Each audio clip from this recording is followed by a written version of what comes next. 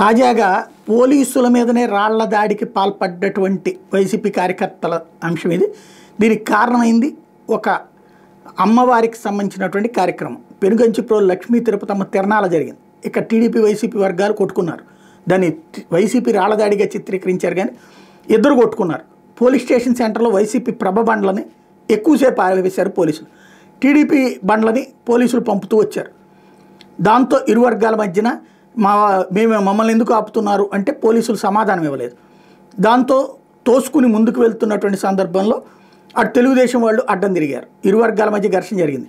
దాంట్లో పోలీసుల మీద ఉన్న రాళ్ల దాడి జరిగింది. అది వైసీపీ కార్యకర్తలు చేశారంటూ ఆగ్రహిస్తున్నారు పోలీసులు.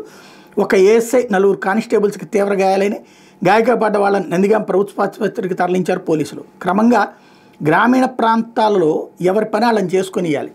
చివరికి ప్రతి అంశంలో పోలీసులు ఏదో ఒక పక్షపాతంగా వ్యవహరిస్తూ ఉంటే జరిగేటటువంటిది. ఇంకోటి ఇక్కడ కంట్రోల్ లేదంటే ఇవాళకి కూడా వైసీపీ వాళ్ళని కంట్రోల్ చేయలేకపోతున్నారంటూ మరొక వైపు తెలుగుదేశం వాళ్ళు ట్రోల్ చేస్తున్న వేళ ఈ వైసీపీ కార్యకర్తలను ఇప్పుడు పెద్ద ఎత్తున అరెస్టులకు రంగం సిద్ధమవుతుంది.